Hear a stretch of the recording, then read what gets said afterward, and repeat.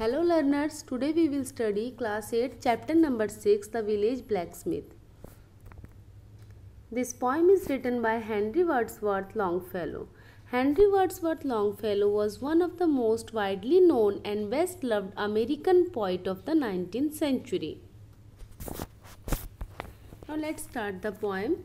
The Village Blacksmith. Under a spreading chestnut tree, the village smithy stands.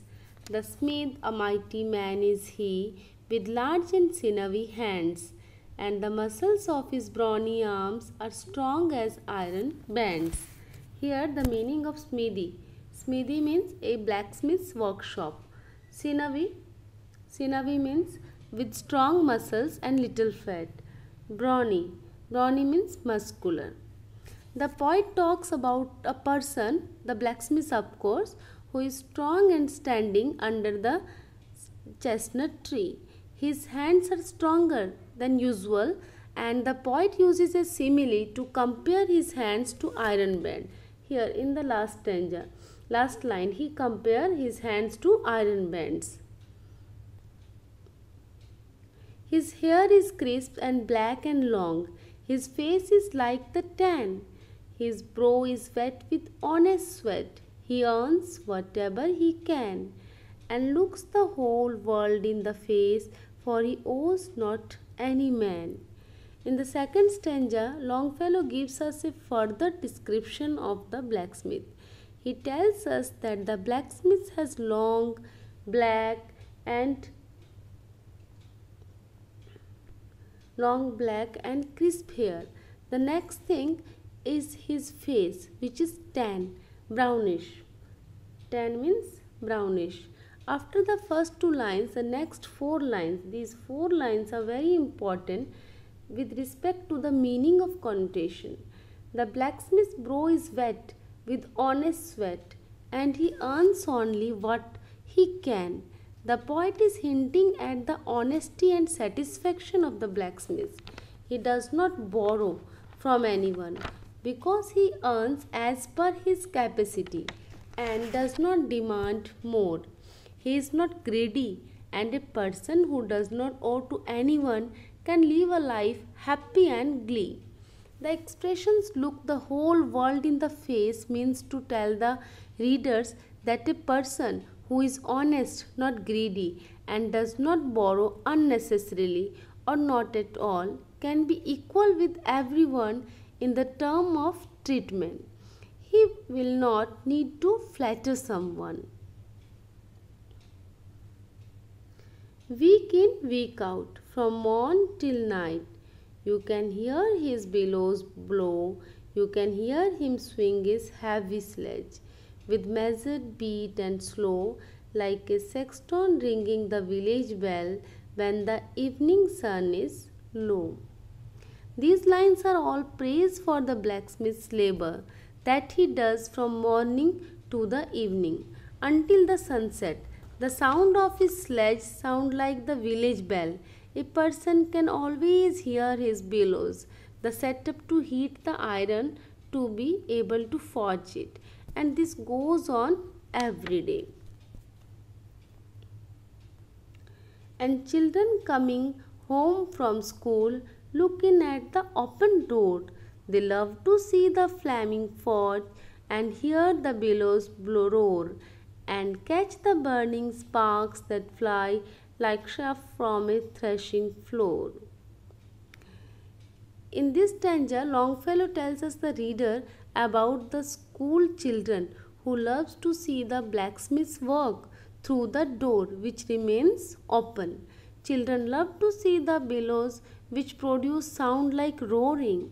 Children also love to see the sparks. These sparks also loved by children, which keep flying and produce a scene like the flying husk during the threshing procedure. He goes on Sunday to the church and sits among his boys. He hears the parson pray and preach. He hears his daughter's voice singing in the village choir, and it makes his heart rejoice. In this stanza, the poet is relaxed and he is telling us about the soft side in the heart of this strong blacksmith who goes to attend the church every Sunday with his family. The blacksmith hears carefully the preacher's message. He listens to the prayer with joy and also loves to listen to his daughter's voice, who plays in the village choir. The poet says makes the blacksmith a happy and satisfied person. Now in sixth stanza,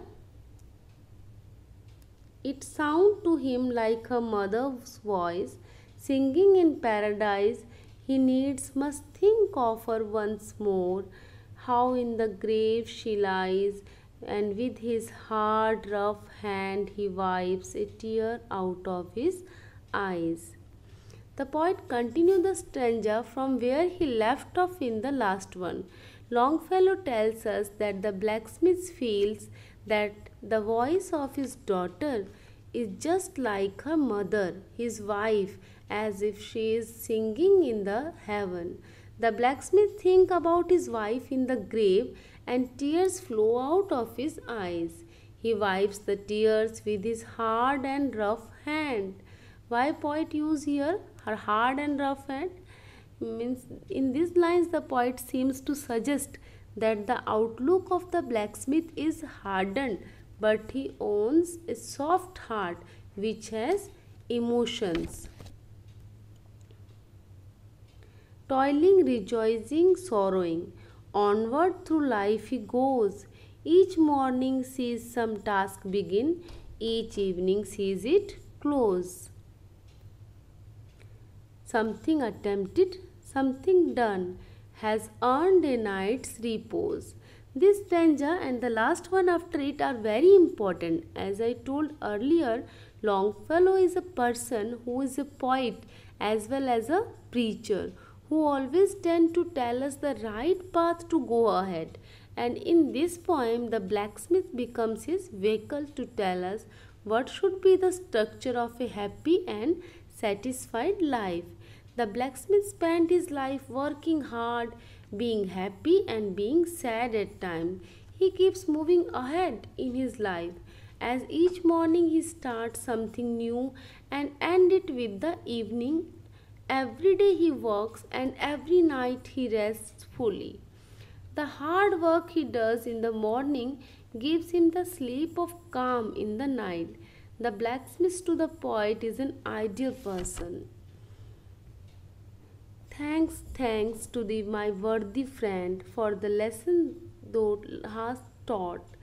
Thus at the flaming forge of life our fortunes must be wrought. Thus on its sounding anvil shaped each burning deed and thought. And this is the last stanza of the poem, which by all means is the most important one. The poet thanks the blacksmith for the lesson that he has taught to the poet, and then the poet taught to the readers, means us.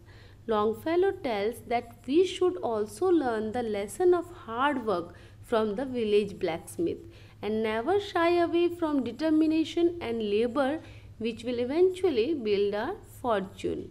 This world is just like the anvil on which we have to shape our deeds and thoughts to make ourselves a better person day by day. Thank you, student. I hope you all understand this poem.